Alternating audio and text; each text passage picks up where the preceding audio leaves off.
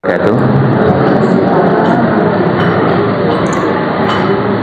Innal hamdalillah nahmaduhu wa nasta'inuhu wa nastaghfiruh wa na'udzu billahi min shururi anfusina wa min sayyiati a'malina. May yahdihillahu fala mudilla lahu wa may yudlil fala hadiyalah.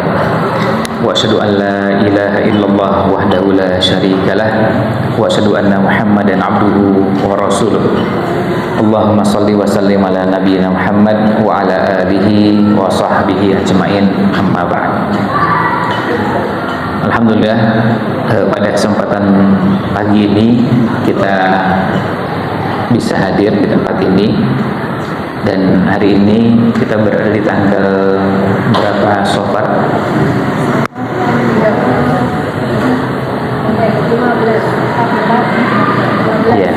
15 ya. 15 Safar tahunnya 1446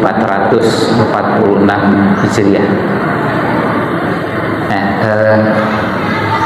peristiwa penting di bulan ini, di bulan Safar ini adalah peristiwa hijrah. Ya, ada peristiwa penting di bulan ini, di bulan Safar tahun 1 Hijriah. Sekarang kita tahun 1446 Hijriah. Nah, kebetulan yaitu yang menjadi tema kita bersama, yaitu peristiwa hijrahnya Nabi Muhammad SAW. Dan dari sisi yang lain, kebetulan sekarang berada di bulan Agustus. Tema yang umum diangkat di banyak tempat adalah tema kemerdekaan. Dan kalau kita bicara tentang hijrah, tentu erat hubungannya juga dengan kemerdekaan. Karena Nabi Muhammad SAW hijrah dari Mekah ke Madinah untuk mendapatkan kemerdekaan dalam beribadah, menghambakan diri hanya kepada Allah SWT.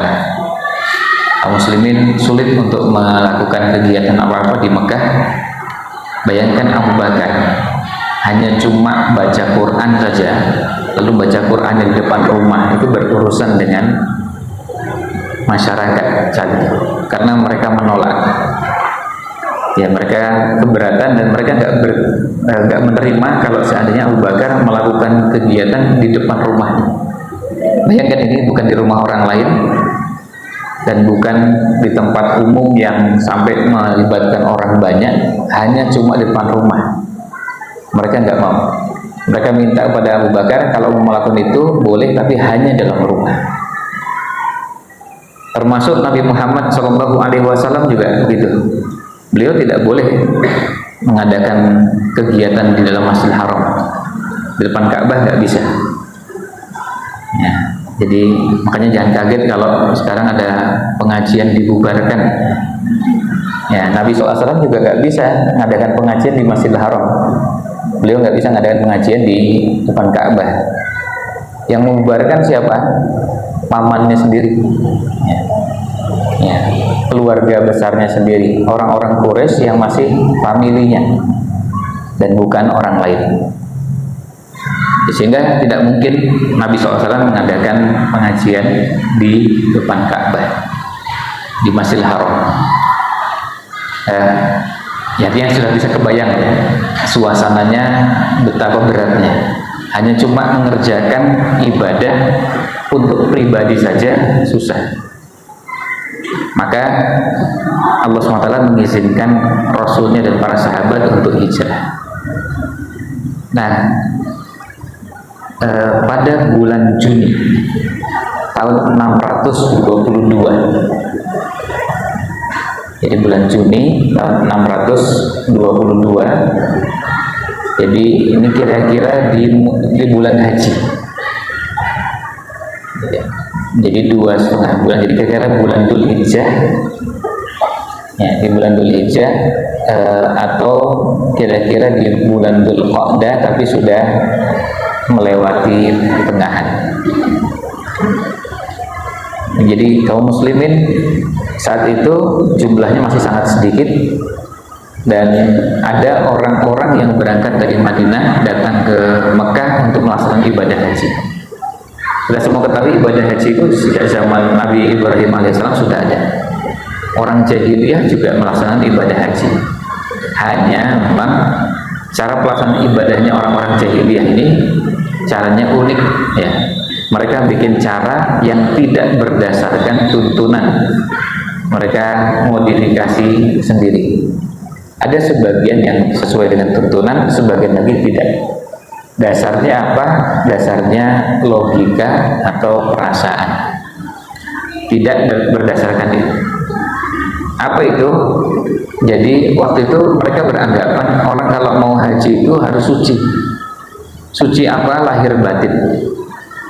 Kalau suci batinnya kan nggak kelihatan. Pokoknya bersihkan hati, bersihkan niat. Tapi kalau suci lahirnya, secara lahirnya apa bentuk sucinya? Ya nggak boleh pergi haji, melaksanakan tawaf, melaksanakan sa'i, pakai pakaian yang pernah digunakan untuk maksiat. Coba kalau ibu sekalian bayangkan, ini sepintas kan bagus ya. Sekarang ibu pakai baju ini, pernah nggak baju yang ibu pakai itu untuk maksiat?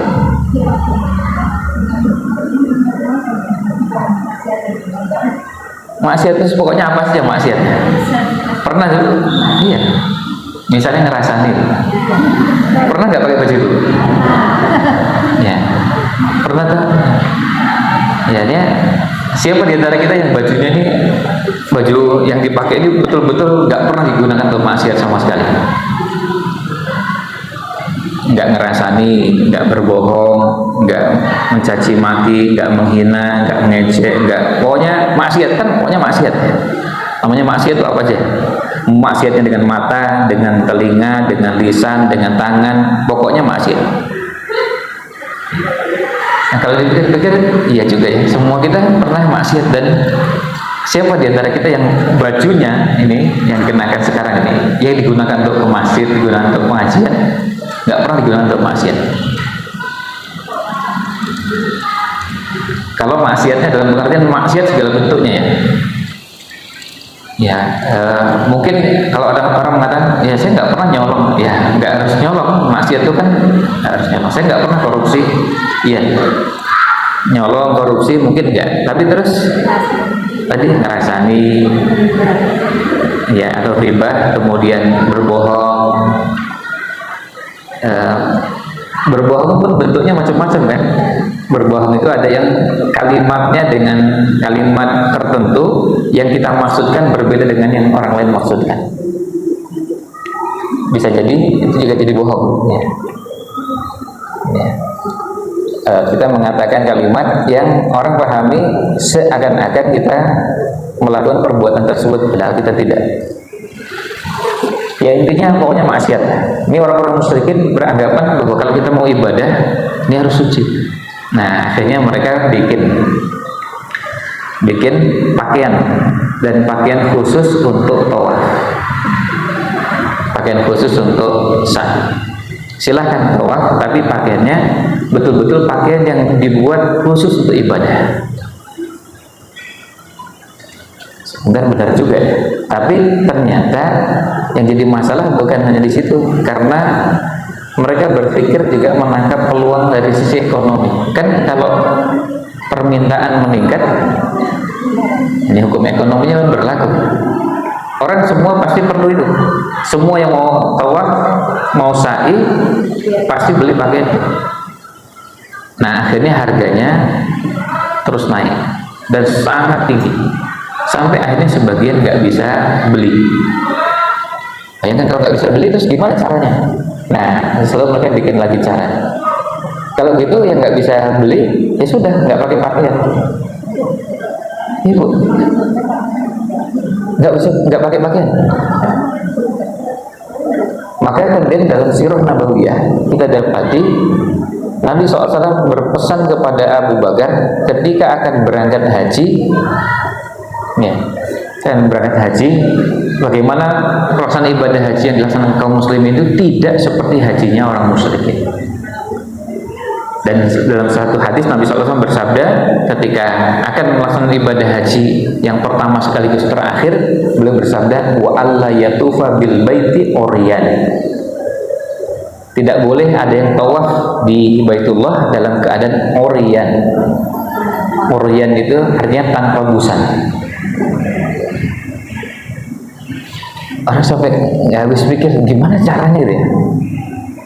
Ya maaf, orang ini pergi ke tempat yang mulia, ke depan, kan tahu depan Ka'bah, mengelilingi Ka'bah, terus tanpa busana itu gimana ya? Orang depan rumah aja gak ada yang berani kok. Ya, halaman rumah gitu ya, kita punya teras di rumah gitu, siapa yang berani gitu? Jangan keluar kemana-mana, itu ya apa, ke halaman rumah kita sendiri ya, itu gak ada yang berani. Jadi kalau orang tetap terjaga fitrahnya, itu kan pasti gak bisa menerima itu. Gimana caranya? Tanpa busana. Tadi berangkat dari logika yang mengatakan bahwa kita ini harus dalam keadaan suci, kita ini harus bersih, dan bersih lahir batin. Kemudian gimana caranya? Kalau bajunya bersih silahkan dipakai, kalau nggak ada baju yang bersih lebih baik nggak pakai baju sama sekali. Jadi betul-betul bersih. Ini bukan lagunya EBDAD ya. Nah ini bersih ya. Nah tapi kemudian muncul masalah karena harus tanpa busana. Akhirnya Nabi SAW memberikan syariat, menjelaskan syariatnya nggak boleh begitu. Nah itu setelah tahun kesekian. Nah Nabi SAW saat itu dan para sahabat nggak bisa menjalankan ibadah sampai akhirnya dapat izin untuk hijrah, dan hijrahnya ke Madinah. Tetapi di bulan Juni, nah kita mulai dari Juni dulu. Mulai Juni, bulan Juni tahun 622, ada orang-orang Ansor yang datang dari Madinah berkunjung ke Makkah melaksanakan ibadah haji, kemudian masuk Islam. Dan mereka ini orang-orang yang ketika masuk Islam kemudian mereka baiat. Mereka baiat itu kalau terjemahkan harfiahnya janji setia. Janji setianya bukan cuma menyatakan diri, akan menyatakan bahwa saya ini sebagai seorang muslim, kalau perempuan muslimah, tapi selain itu juga menyatakan siap untuk membela Nabi Muhammad SAW kalau mereka kedatangan beliau. Artinya kalau Nabi SAW hijrah ke Madinah, mereka siap. Siap apa? Siap untuk membela. Dan membelanya dengan semua kekuatan yang mereka miliki, lahir batin, dengan harta yang mereka miliki, dan kalau perlu jiwa pun mereka akan berikan. Nah ini contoh kesiapan pengorbanan yang luar biasa dari para sahabat. Berarti sudah ada lahan, sudah ada tempat yang akan melindungi kaum muslimin. Nah sejak saat itu akhirnya hijrah jadi wajib. Karena apa? Karena di sini di Mekah kita nggak bisa ibadah, sementara di Madinah sudah pasti bisa ibadah dan dilindungi. Maka pilihannya ya sudah pasti ke sini. Di sini untuk sholat aja harus sembunyi-sembunyi, baca Quran harus sembunyi-sembunyi. Abu Bakar yang tokoh saja itu ngaji di depan rumah nggak boleh. Ini cuma ngaji baca Quran depan rumah itu nggak boleh. Boleh tapi di dalam rumah. Itu bulan Juninya. Orang-orang Madinah, orang-orang Ansor datang, kemudian mereka baiat. Dinamakan Baiatul Aqobah. Baiat Aqobah yang kedua. Baiat tadi janji setia, Aqobah karena tempatnya di Aqobah. Aqobah itu letaknya di Mina. Kalau Bapak Ibu yang pernah berangkat ibadah haji, pasti pernah melontar jumroh. Lalu ada namanya jumroh Aqobah. Nah itu namanya kawasannya Aqobah. Meskipun tempat baiatnya bukan di situ. Ya, tempat baiatnya bukan di tempat pelontaran jumrohnya, persis di situ, tapi kawasan di situ. Sama seperti kalau kita menyebut ini kampungnya apa? Oh ini kampungnya Gondomanan. Ya Gondomanan itu bukan cuma sini aja, tapi juga sebelah sana dan begitu. Oh mana nih tampilan? Nah ketika disebutkan Aqobah, ya Aqobah itu ya bukan cuma satu tempat, tapi kawasan. Nah di situ mereka menyatakan janji setianya. Itu bulan Juni. Kemudian orang-orang Ansor pulang, kaum muslimin berangsur-angsur hijrah. Ini membuat khawatir penduduk Mekah. Ini kok pada hilang? Satu persatu penduduk Mekah yang muslim menghilang dan hijrah. Akhirnya mereka mengadakan rapat. Dan yang mereka bahas paling utama adalah Nabi Muhammadnya Sallallahu Alaihi Wasallam. Nah, pertemuannya itu di bulan ini, bulan Safar. Tadi kita sampaikan sekarang kita di bulan Safar, tapi masih 11 hari lagi. Tanggalnya 26 Safar. Sekarang kita di bulan Safar, tapi masih tanggal 15. Tanggal 26 Safar, harinya hari Kamis. Jadi Kamis 26 Safar. Kalau tahunnya itu yang kemudian kita kenal tahun 1 Hijriah. Tahunnya tahun 1 karena tahun itulah tahun hijrahnya Nabi Muhammad Sallallahu Alaihi Wasallam. Sekarang kita tahun 1446. Jadi sekitar 1445 tahun yang lalu. Bulannya sekarang sama dengan bulan sekarang, bulan Safar. Kalau kalender miladiahnya tanggal 12 September, tahunnya 622. Jadi 12 September 622. Nah, di situ Nabi Muhammad Shallallahu Alaihi Wasallam posisinya di rumah. Orang-orang musyrikin kumpul di tempat namanya Darun Nadwah. Darun Nadwah, D-A-R-U-N, Darun Nadwah, N-A-D-W-A-H, Nadwah. Nah, di Darun Nadwah itu mereka kumpul. Jadi Darun Nadwah itu tempat pertemuan orang-orang musyrikin Quraisy untuk membahas masalah-masalah penting. Kalau di kampung balai RW lah, kira-kira begitu. Kalau di level yang lebih besar di tingkat negara, gedung DPR, MPR. Nah, itu Darun Nadwah. Mereka kumpul di situ. Kemudian yang kumpul adalah tokoh-tokoh pembesar-pembesar Quraisy yang betul-betul pertemuannya terbatas. Yang ikut hanya beberapa kabilah. Jadi memang orang-orang pilihan. Nama-nama kabilahnya ada kabilah Bani Makhzum, ada Bani Naufal, kemudian ada Bani Abdiddar, lalu ada Bani Sahab, ada Bani Jumah. Ada beberapa kabilah yang ikut dalam pertemuan tersebut. Masing-masing kabilah ngutus cuma 1, 2, maksimal 3 orang. Misalnya Bani Makhzum cuma ngutus 1 orang, Abu Jahal.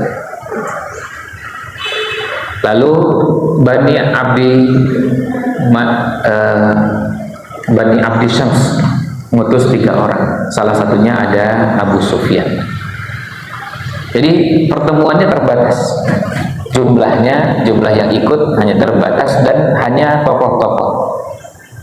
Nah, pada saat mau pertemuan dimulai, tiba-tiba ada seorang kakek tua datang. Nah, kakek tua ini berpakaian dan berpenampilan berwibawa. Orang merasa penasaran, siapa kok tiba-tiba mau ikut pertemuan. Bayangkan kalau seandainya kita di kampung, balai RW kita, terus tiba-tiba ada bapak-bapak datang mau ikut, kita nggak ada yang kenal, ini kan kampung kita. Terus tiba-tiba kalau ada bapak yang datang dan tidak kita kenal, wajar kalau kita bertanya. Nah, dalam riwayat disebutkan mereka bertanya kepada kakek tua ini, "Man syekh?" Riwayat yang lain mengatakan, "Man anta?" Siapa anda ini? Kalau man syekh, siapa jenengan ini wahai kakek tua?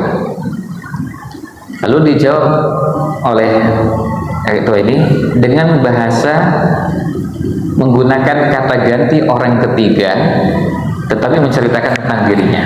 Saya adalah Syekhun min ahli Najd.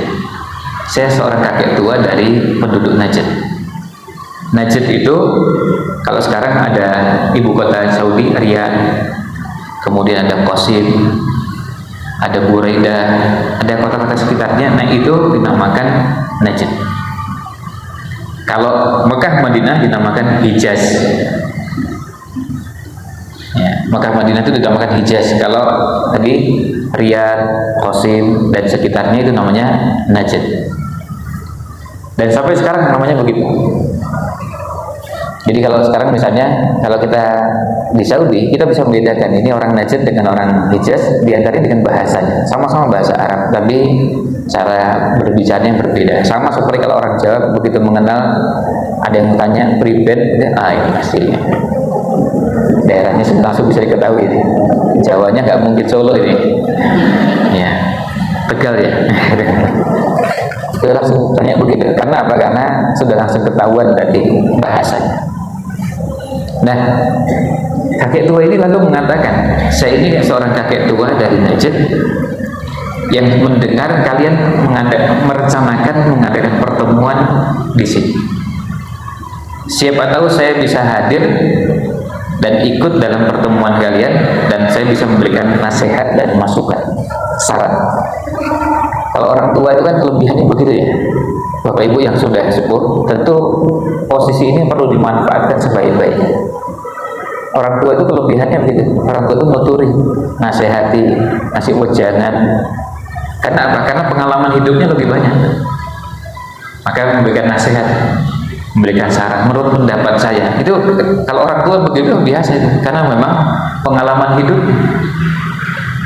Masalah nanti diterima atau tidak oleh yang lain itu masalah kedua, tapi kelebihannya orang tua begitu karena punya pengalaman. Nah, akhirnya diizinkan masuk. Singkat cerita, lalu Allah abadikan dalam Al-Quran surat Al-Anfal ayat 30, wa il yamkuru bikal ladzina kafaru, dan ingatlah ketika orang-orang kafir mereka berkonspirasi mengadakan pertemuan untuk merencanakan cara-cara yang paling jahat, strategi paling jahat untuk menghentikan dakwahnya Nabi Muhammad SAW. Kemudian muncul 3 usulan Allah berikan dalam Al-Quran, liyusbituka au yaqtuluka au yukhrijuk.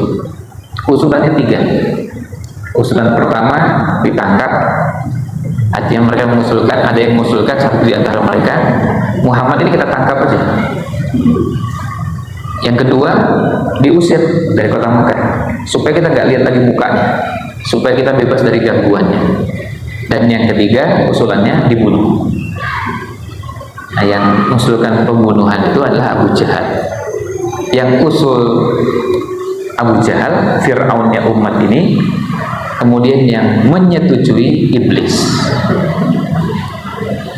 Kakek tua tadi, kata Imam Ibnu Ishaq, kata Imam Ibnu Katsir, kata Imam Baihaqi, kakek tua itu adalah aslinya iblis.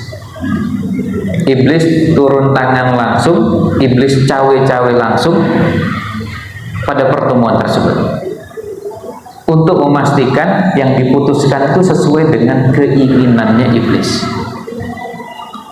Ini untuk menunjukkan pertemuan ini sangat penting. Sebab kalau tidak terlalu penting, iblis cukup mengutus pasukannya. Kan nggak perlu iblis turun tangan. Setiap hari iblis itu punya pasukan yang banyaknya luar biasa. Tadi subuh yang susah banget subuhnya, itu kerjaannya siapa ya? Iblis nggak turun tangan langsung, itu nggak perlu pakai iblis itu. Anak buahnya banyak, nah, rumahnya banyak. Ini ibu-ibu rumahnya di mana sih? Kan ada yang Sleman, ada yang kota, mungkin ada yang Bantul juga.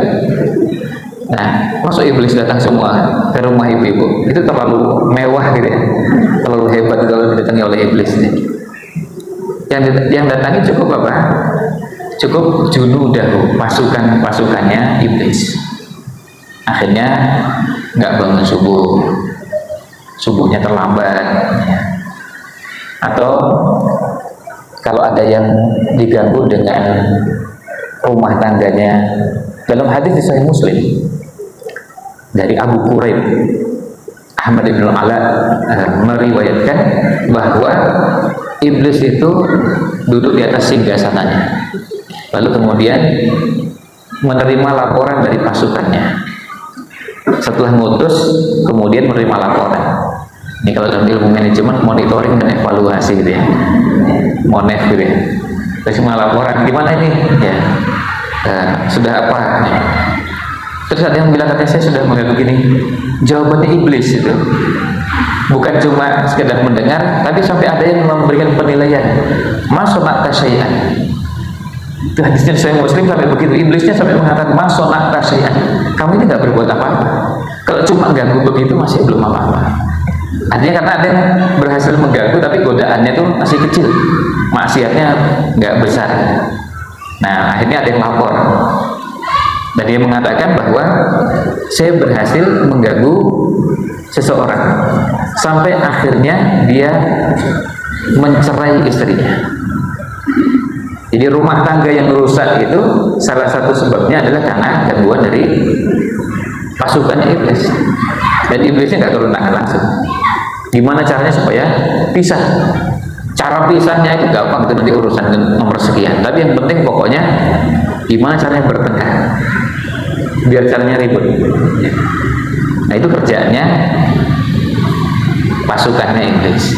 Nah begitu mendengar itu, lalu iblisnya mengatakan apa? Yang berhasil merusak rumah tangga orang ini, iblisnya mengatakan nikma anta. Ini baru jos, ini baru layak dapat penghargaan, akhirnya diberi mahkota. Oh naik pangkat ini, bukan dijadiin komisaris, ya, dapat penghargaan, ya, dapat penghargaan dari iblis. Nah itu dapat penghargaan karena apa? Karena berhasil merusak rumah tangga.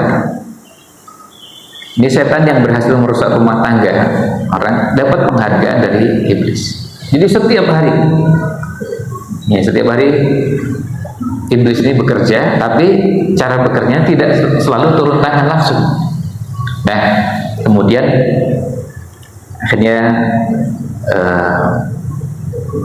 kembali ke kisah tadi, usulan untuk membunuh Nabi Muhammad SAW itu yang sepakati. Singkat cerita, karena pernah kita ceritakan beberapa bulan yang lalu, saya ceritakan lanjutannya. Nah, kemudian Nabi SAW diberi informasi oleh malaikat Jibril, hari itu juga, malam itu juga harus meninggalkan rumahnya. Maka beliau menghubungi dua orang, pertama Abu Bakar, kedua Ali. Menghubungi Abu Bakar lalu menginformasikan persiapan hijrah, mulai dari tunggangannya, naik apa ini? Ini untuk menunjukkan bahwa beliau mempersiapkan dengan sangat detail. Nanti kan saya jelaskan di belakang nanti apa pelajaran yang kita bisa ambil. Jadi mengatur tunggangannya, naik apa? Karena ini perjalanan jauh dari Mekah ke Madinah. Kita semua tahu Bapak Ibu sekalian yang pernah umroh, pernah haji pasti bisa merasakan. Ya kalau dulu nggak ada bus, nggak ada kereta, terus naik apa itu? Nah itu kan harus dipikirkan. Nggak mungkin, pokoknya yang penting berangkat, nggak bisa. Ini harus diperhitungkan. Karena apa? Kalau cuma berangkat aja, ini dikejar. Beliau dalam posisi DPO, dicari-cari. Dan orang kalau ngejar pakai kuda bisa cepatnya luar biasa. Dan ternyata apa? Ternyata mereka juga betul-betul mengejar. Bayangkan sampai Suraqah bin Malik yang tinggalnya dari Mekah itu lebih dari 100 km.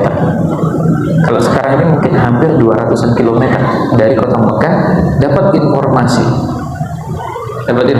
siapa yang berhasil mendapatkan Nabi Muhammad SAW dan Abu Bakar dapat hadiah.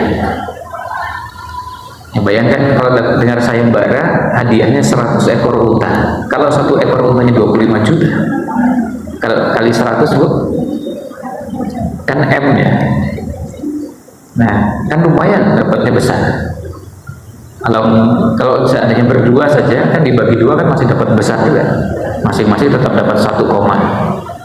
Nah ini yang dilakukan oleh penduduk Mekah. Nah jadi Nabi SAW menyiapkan unta, tapi untanya pun disiapkan bukan cuma menyiapkan untanya, jumlahnya termasuk menyimpannya di mana.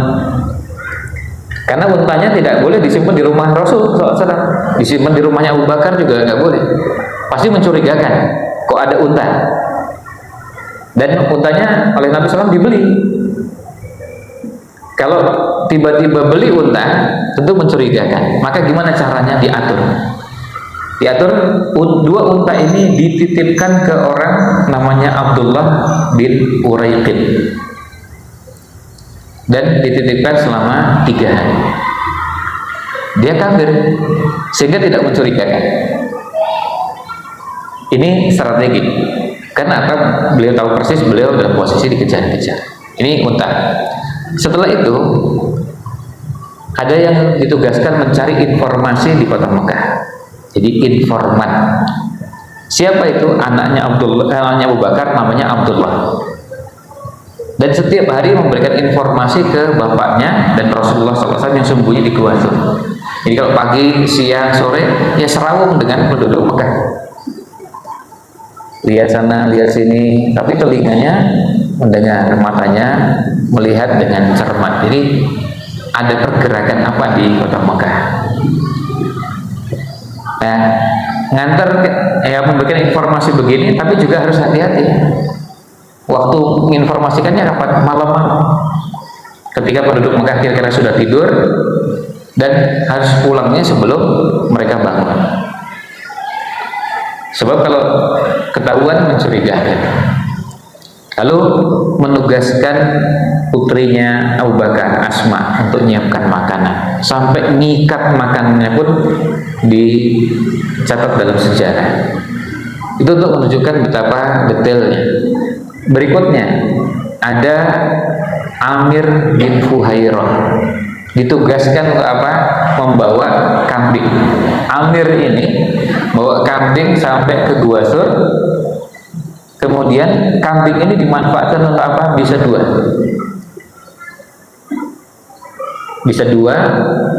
Yang pertama untuk minum. Zaman dulu kan belum ada botol, apalagi tumbler gitu ya, nggak ada. Gimana cara bawa minum yang nggak netes-netes?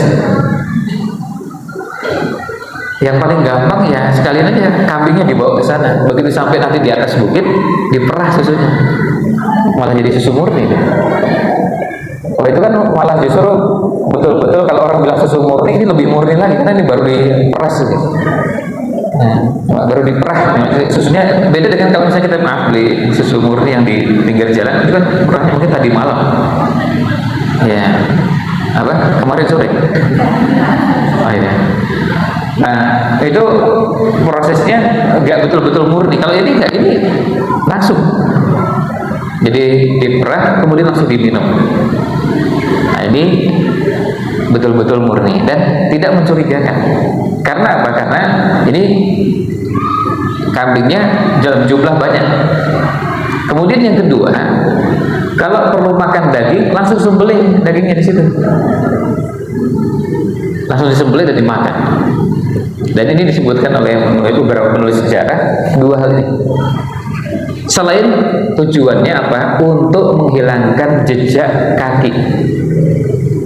Karena kalau ada jejak kakinya Abdullah naik terus turun, kan kelihatan mencurigakan. Tapi kalau ada jejak kaki, setelah itu jejak kaki kambing di belakangnya penggembala, orang yang melihat lalu menyimpulkan akhirnya balik jejak kakinya penggembala kambing. Lalu kaki kambingnya lebih banyak daripada kaki orangnya, maka tidak mencurigakan. Dan kambingnya dibawa dalam jumlah yang cukup banyak. Nah itu semua disiapkan dengan sangat hati-hati dan detail.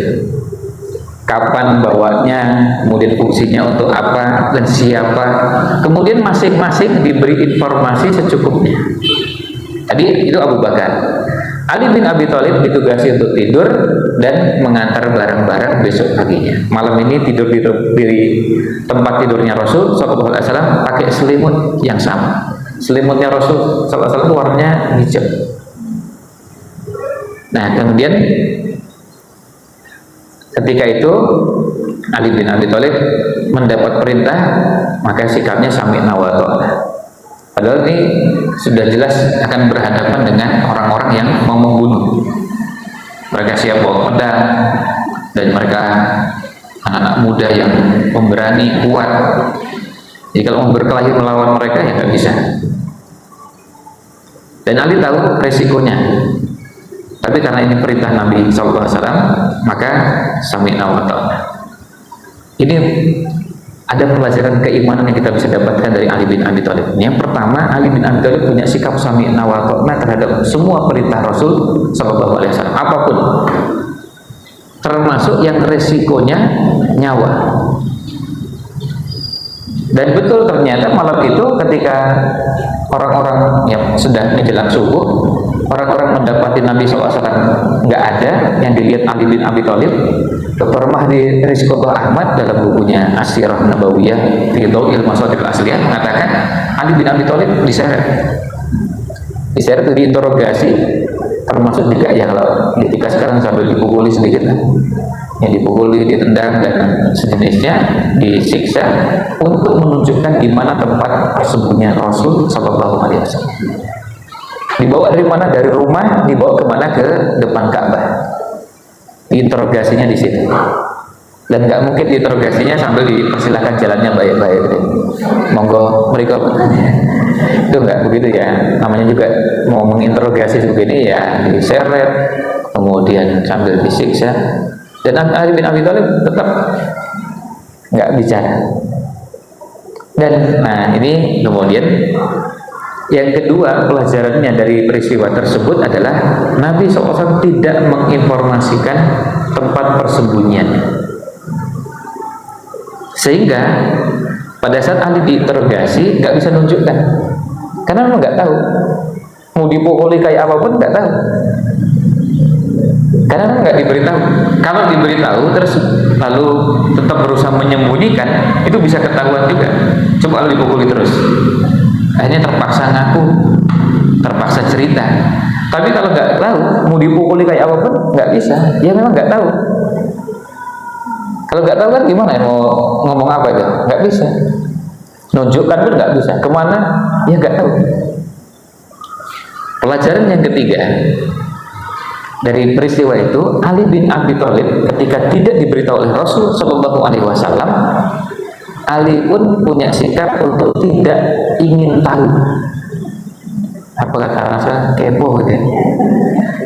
Nggak gitu, ya udah biasa, nggak tahu, memang nggak diberitahu, ya sudah, diam aja. Pasti ada hikmahnya, dan ternyata hikmahnya tadi, karena memang nggak tahu, ya diinterogasi seperti apapun nggak bisa tunjukkan, karena memang nggak tahu dan nggak diberitahu. Nah sekarang ini penyakitnya kita sekarang ini di zaman ketika arus informasi begitu derasnya luar biasa, kepo, ingin tahu dan ingin tahu segala hal. Ibu tahu nggak kemarin Raffi Ahmad apa? Oh itu Raffi, itu kepingin tahu deh. Padahal biasa deh, biar aja itu. Dan kita nggak tahu pun nggak apa-apa kan? Itu nggak perlu tahu. Itu bukan rumah tangga kita, bukan paklik kita, bukan adik kita, bukan siapa-siapa. Hanya bukan keluarga kita, dan kalaupun nggak tahu nggak apa-apa itu.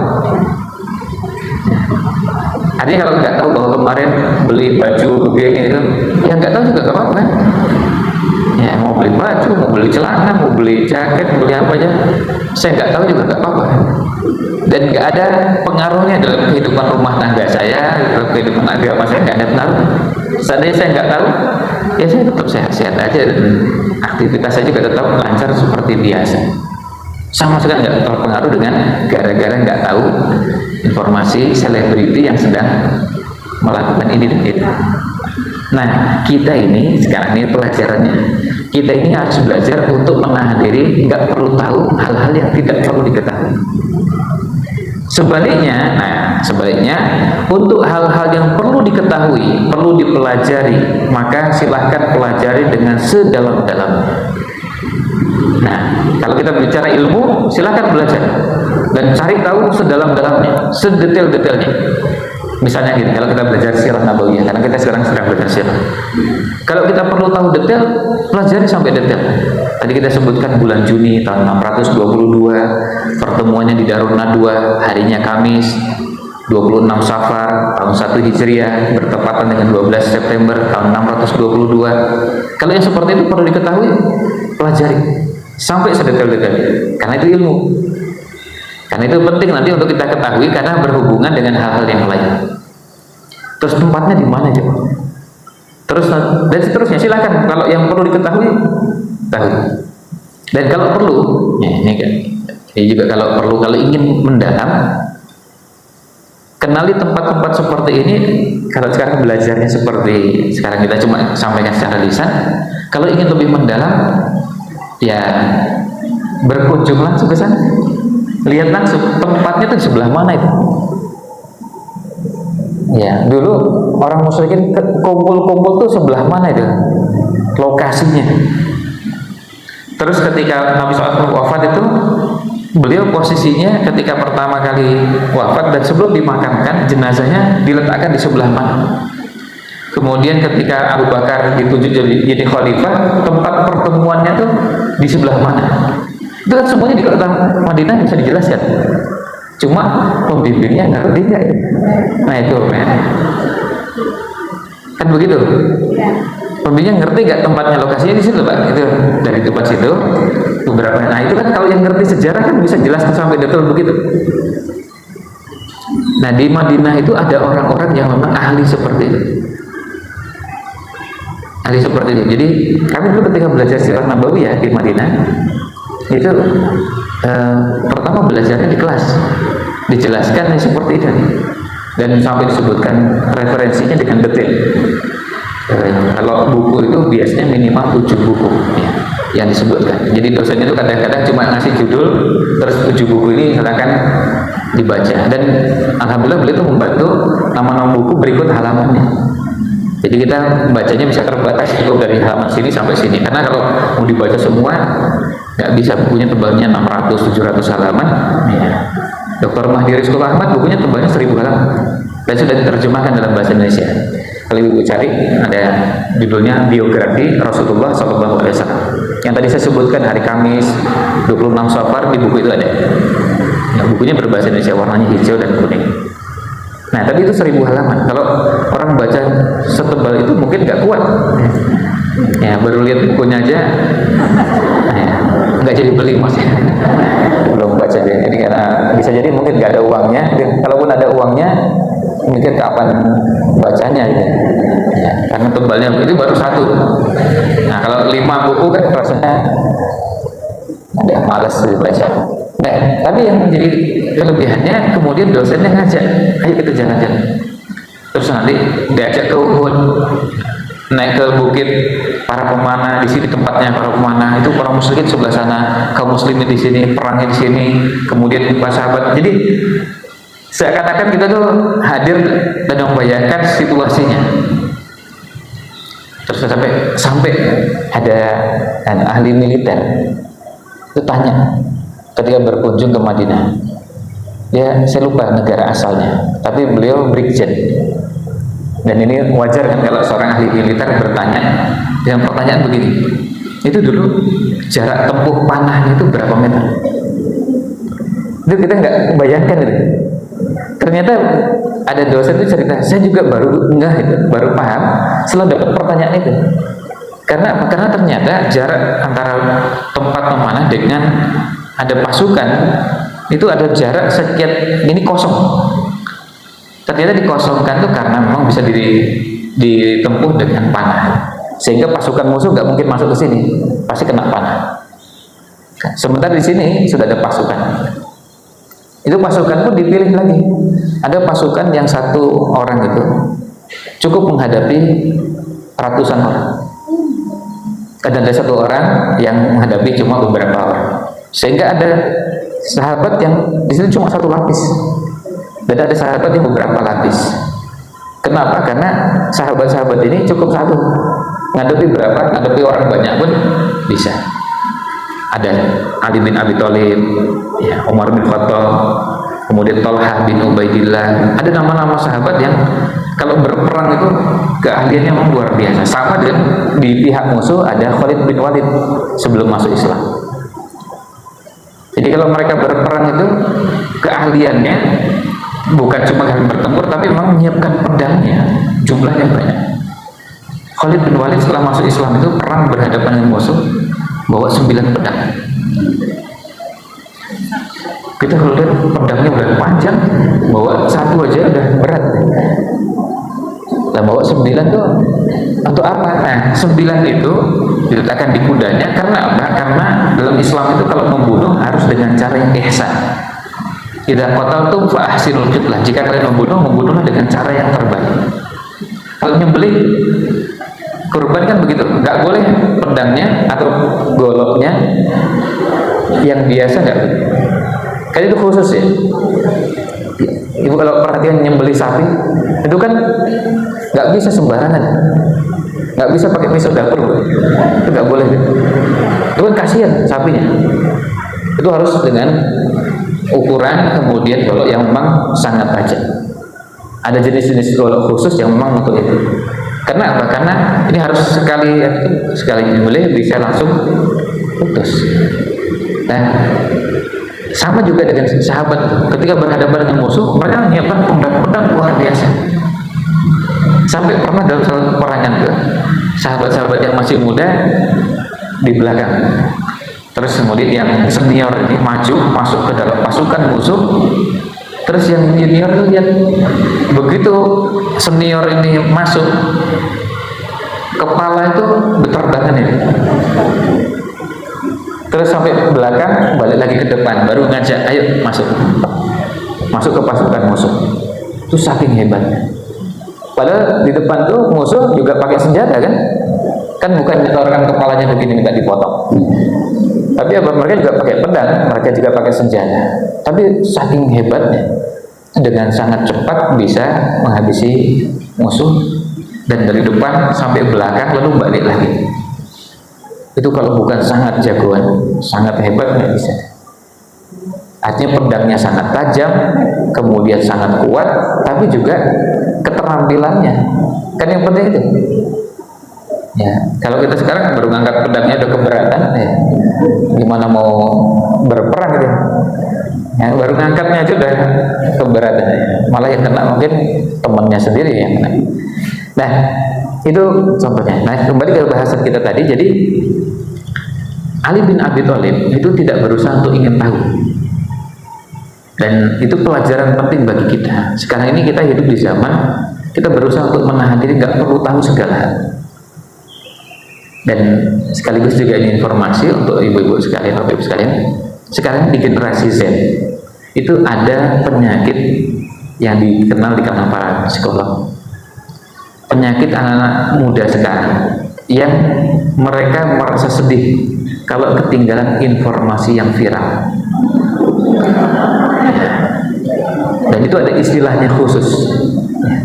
Sebaliknya, mereka akan merasa begitu gembira, begitu senang, bahagia, ada kenikmatan kalau menjadi orang pertama yang mendapatkan informasi tersebut, atau menjadi orang pertama yang dapat informasi dan menyebarkan informasi itu, lalu jadi viral. Itu yang saya yang menyebarkan.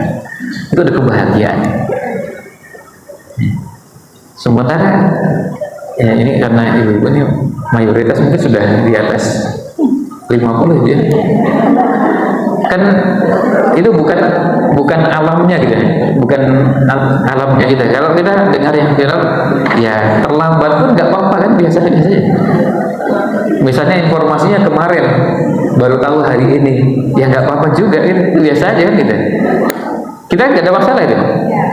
Ada yang nggak tahu informasi kemarin itu ada viral, bahkan yang viral 2 hari yang lalu pun baru tahu sekarang pun nggak apa-apa itu. Kan bisa biasa aja. Bagi sebagian anak-anak nggak bisa gitu. Mereka sedih sekali karena mereka merasa ketinggalan. Pas ngobrol, udah ngerti belum? Oh, belum.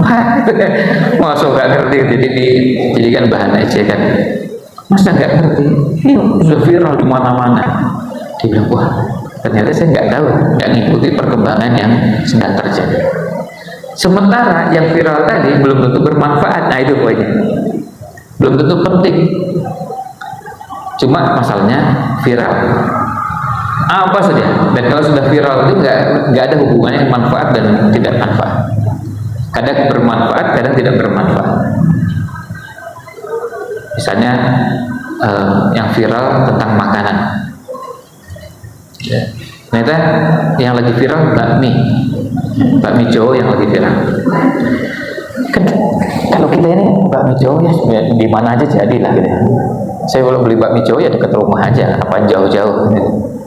Tapi kadang ada yang viral, wah, tempatnya tuh wah itu ya cerita mau viral nggak viral ya kelamaan gitu bagi kita untuk pergi ke sana, terus kemudian apa gitu jadi kebanggaan, ternyata pas sampai sana tuh ngantri, wah ngapain juga ngantri gitu. Apa kenikmatannya ngantri gitu? Kalau saya tersiksa itu ngantri itu, lebih baik cari yang nggak pakai ngantri dekat rumah dan bisa langsung dinikmati. Tapi bagi mereka itu kenikmatannya adalah apa? Nanti kemudian posting lagi ngantri, itu penyakit tuh sekarang. Sekarang itu ada sebuah kebanggaan tersendiri kalau ngantri seperti itu. Karena apa? Karena yang lagi viral, dan jangan sampai nggak pernah merasakan. Nah itu bahayanya. Bahkan cuma bakmi loh. Yang kita tahu bakmi itu di mana-mana ada kan. Siapa itu yang nggak di kampungnya nggak ada bakminya? Gitu? Di mana-mana ada itu. Kalaupun nggak di kampung kita ya kampung sebelah lah gitu. Kan ada. Dan nggak viral sih nggak apa-apa kan. Nggak penting gitu. Yang penting bisa dimakan dan enak gitu. Apalagi kalau murah, yang viral mahal. Ya, bagi kita nggak menjadi kebahagiaan. Nah ini pelajaran berharga bagi kita semua. Nah kemudian itu semua disiapkan. Nah pelajaran dari dua ini, dari Abu Bakar dan Ali, ada pelajaran penting untuk kita semua bahwa yang namanya tawakal. Yang namanya tawakal itu kita kerjakan dengan sungguh-sungguh dan dikerjakan dengan detail. Sungguh-sungguh dan detail. Jadi yang namanya tawakal itu nggak bisa cuma kita mengatakan, pokoknya pasrah pada Allah SWT. Iya betul pasrah, itu sudah pasti pasrahnya. Tapi ayo kerjakan sungguh-sungguh. Dan yang perlu detail kan detail. Nggak bisa tawakal itu nggak detail, sementara bisa didetailkan. Karena apa? Karena Allah akan menilai kesungguhan kita. Sekarang kalau misalnya orang belajar, besok mau ujian atau bulan depan mau ujian, sekarang sudah persiapan, ya sungguh-sungguh dan detail. Sampai disiapkan buku yang mau dibaca apa, terus kira-kira dari halaman berapa sampai halaman berapa, itu namanya detail. Terus kira-kira kalau lihat soal tahun lalu itu yang paling banyak keluar modelnya seperti apa, itu lagi detail. Kan nggak cukup dengan pokoknya yang penting belajar lah. Iya, belajar juga ada strateginya. Maka hasilnya akan berbeda. Yang tadi yang sungguh-sungguh seperti ini dengan yang nggak detail. Yang kerja juga begitu. Itu namanya tawakal yang benar. Nabi SAW mengajarkan kepada kita, beliau tawakal. Dan tentu kalau mau datangnya pertolongan Allah SWT, beliau layak. Kan bisa Allah SWT nolong nabinya, nggak usah pakai sembunyi segala, nggak usah pakai naik ini dan itu, langsung nyampe Mekah pun kan bisa kan. Nah Isra Mi'raj itu kan jarak tempuhnya lebih jauh. Kalau Mekah Madinah kan dekat. Ini dari Mekah kemudian ke Masjidil Aqsa, kemudian naik ke langit, dan naik ke langitnya nggak tanggung-tanggung. Langit 1, 2, 3, 4, 5, 6, 7 sampai Sidratul Muntaha. Itu jauhnya kayak apa? Kan bisa Allah menolong Rasulnya, apalagi ini Rasul yang sangat mulia, sangat dicintai, kan bisa ditolong. Tapi ini jadi pembelajaran bagi kita. Itu pelajaran itu untuk kita. Kalau Allah mau menyelamatkan Rasulnya kan tidur aja langsung jadi deh. Kan bisa tidur langsung celing pindah ke Madinah, kan bisa gitu. Kan nggak perlu pakai apa-apa kan. Cukup dengan 1 detik bahkan setengah detik langsung pindah ke kota lain kan bisa. Nggak usah pakai apa-apa. Tapi ini pembelajarannya untuk kita. Nah, kemudian setelah 3 hari sembunyi di gua, dan sekaligus juga kita lihat bagaimana orang musyrikin sungguh-sungguh mengejar Nabi Muhammad SAW. Itu selama 3 hari itu mereka mengirim beberapa orang, di antaranya ahli jejak. Ahli jejak itu mereka punya keahlian bisa melihat jejak kaki. Dalam riwayat disebutkan orang ini nyari jejak kaki Rasul SAW dari rumahnya, dan ternyata hebatnya luar biasa. Orang ini berhasil, tapi nggak sampai ujung. Berhasil apa? Berhasil menemukan jejak itu sampai ke depan pintu Gua Thur. Kemudian dia mengatakan jejaknya cuma sampai di sini. Saya nggak tahu ini belok ke kanan, ke kiri, atau ke atas. Ke atas itu maksudnya terbang.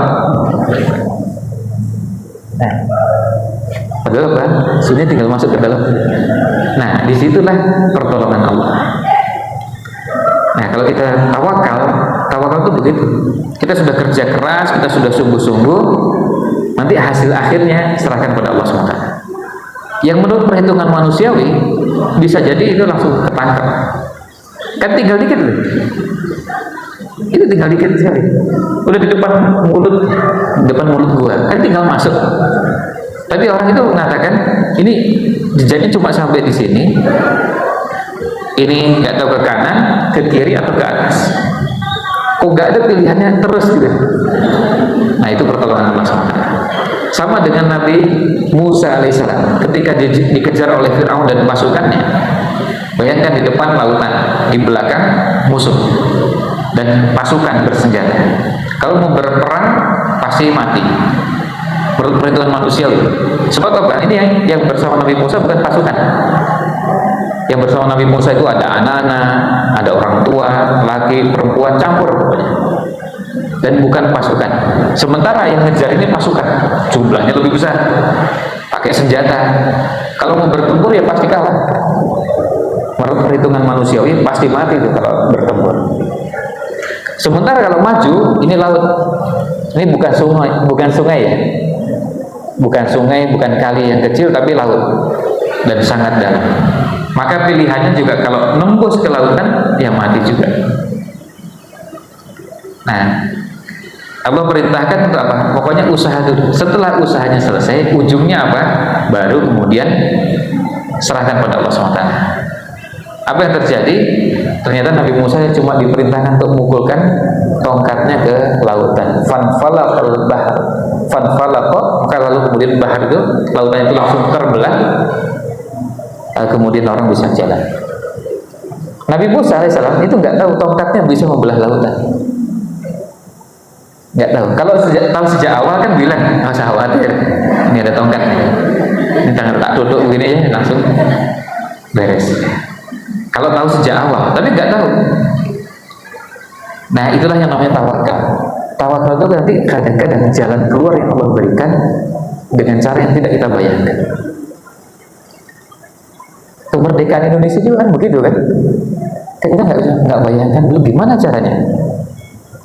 Pertemuan, terus kemudian ada sekelompok anak muda, lalu pertemuannya sembunyi-sembunyi, dan masalahnya pertemuan sembunyi-sembunyi juga harus ekstra hati-hati, sebab pada saat itu juga kita ketahui ada banyak londoir, ada banyak pengkhianat. Artinya mereka pribumi, sama dengan kita, postur tubuhnya, peseknya sama dengan kita, tapi apa? Jadi agennya tentara asing. Maka kita bisa bayangkan pada saat itu pertemuannya betul-betul sangat rahasia.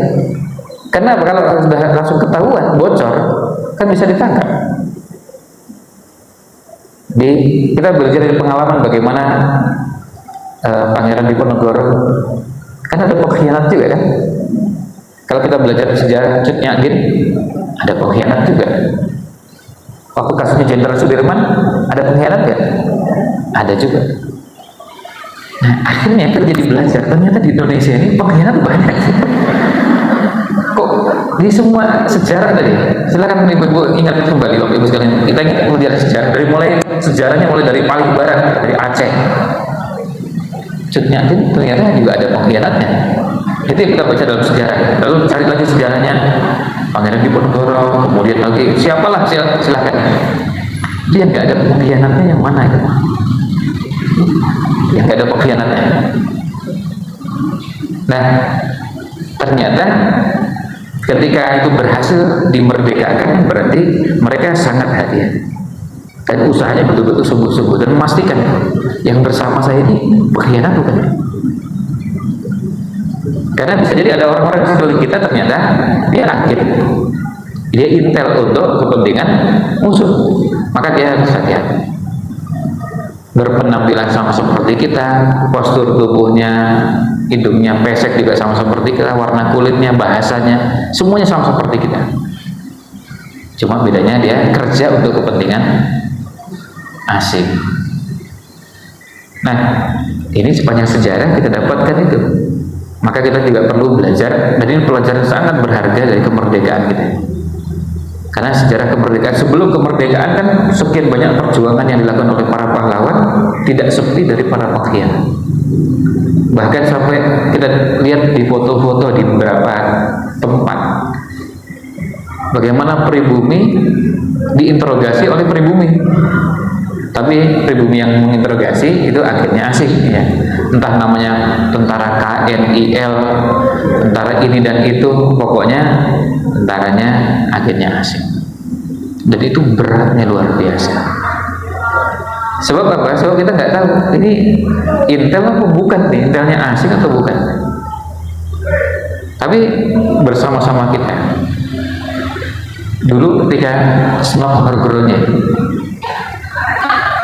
itu dimasukkan ke Indonesia, kan dicarikan jalurnya untuk bisa belajar ke Mekah. Terus setelah dari Mekah ketika masuk ke Indonesia, masuk ke Aceh, kan dianggap sebagai ulama. Kalau Bapak Ibu sekalian perhatikan di tulisan-tulisannya ada fatwa-fatwanya. Itu di bagian akhir fatwanya itu ada kata wallahu a'lam. Ini memang kayak ulama tenan ini. Kan begitu kalau ditanya, Ustaz, apa hukumnya kalau kita sholat begini begitu? Jawab begini ini, wallahu a'lam. Snog Horgoronye juga begitu. Jadi orang melihat, oh ini memang kiai tenanan, orang alim tenanan. Udah belajar di Mekah, kemudian penampilan meyakinkan, ternyata akhirnya asik. Jadi kita jadi ada juga ya kiai tapi intel, ustadz tapi intel. Oh iya ada, sejak zamannya Snog Horgoronye kan kita ada.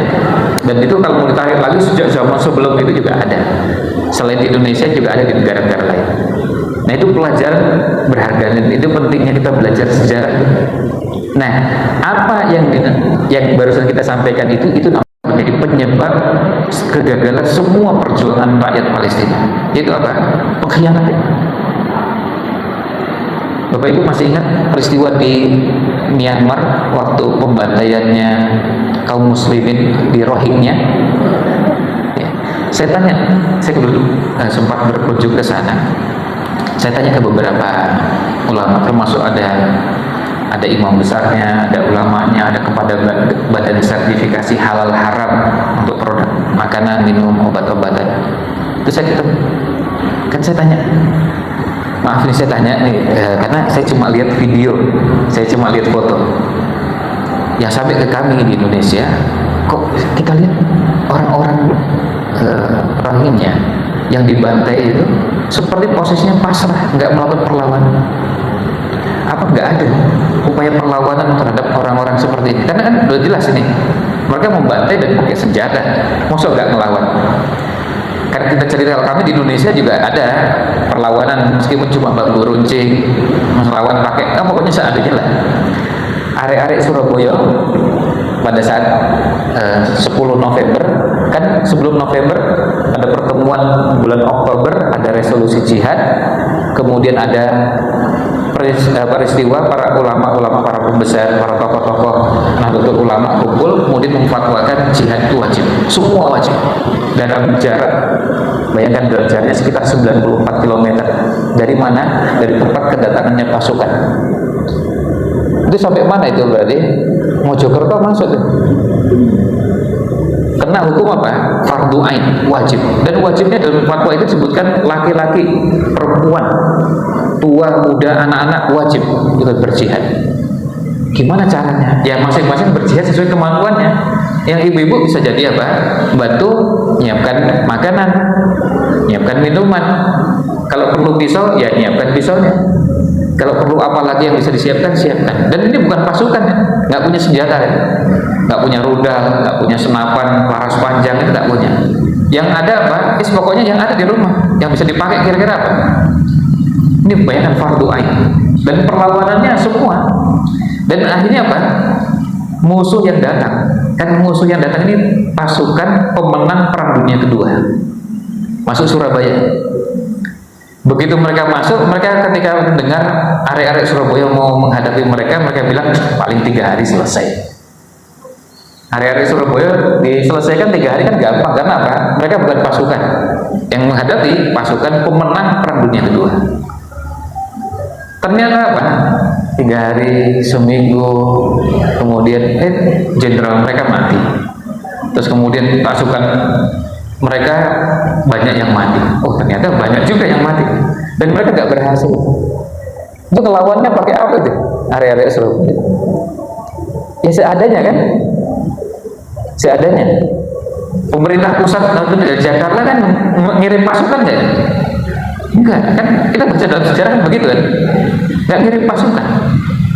Ya hanya rakyat melawan sendiri dengan semua kekuatan yang dimiliki. Nah, secara terakhir-terakhirnya kami pernah punya seperti itu. Karena yang kita lihat di videonya kok sampai biadab itu, laki perempuan di rohingnya dibantai. Dan posisinya seperti pasrah, diam aja gitu. Ternyata apa komentarnya? Salah satu ustaznya dibilang deh, yang paling masalah di tempat kami adalah pengkhianat. Oh, kalau kami punya senjata, yang pertama kami habisi pengkhianat, bukan mereka. Kalau ngabisi mereka gampang, tapi pengkhianat ini yang banyak. Sehingga kami susah bedakan, ini yang bersama kami mana yang pengkhianat dan bukan. Jadi mereka Muslim, tapi kerja untuk kepentingan musuh Islam dan untuk menghabisi saudaranya. Apa enggak biadab luar biasa.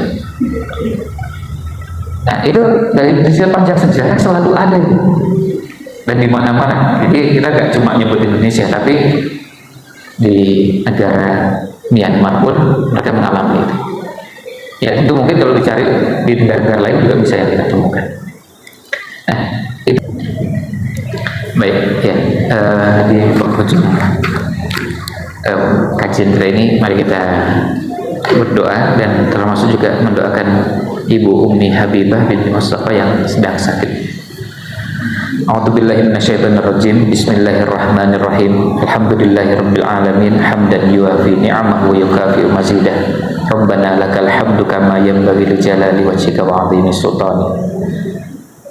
Allahumma ighfir lil muslimina wal muslimat wal mu'minina wal mu'minat al ahya'i minhum wal amwat. Allahumma aslih lana dinana alladhi huwa ismatu amrina wa aslih lana dunyana allati fiha ma'ashuna wa aslih lana akhiratana allati ilaiha ma'aduna waj'alil hayata ziyadatan lana min kulli khair waj'alil mauta rahatan lana min kulli syarr. Allahumma arinal haqqa haqqan warzuqna ittiba'ah wa arinal batila batila warzuqna ijtinabah. Allahumma shfi mardana wa mardal muslimin. Allahumma shfi Ummi Habibah binti Mustafa. Allahumma shfi mardaha. Allahumma shfiha. Allahumma shfiha shifaan ajilan la yughadiru saqama. Allahumma ansuril muslimina fi Filistin. Allahumma ansuril mujahidina fi Filistin. Allahumma ansuril mustad'afina fi Filistin. Allahumma harriril masjidal aqsa. Allahumma alaika bil yahudil ghasibin was-sahayinatil mu'tadin wa man awanahum ya azizu ya qahhar. Allahumma alaika bil yahudil ghasibin was-sahayinatil mu'tadin wa man awanahum ya azizu ya qahhar.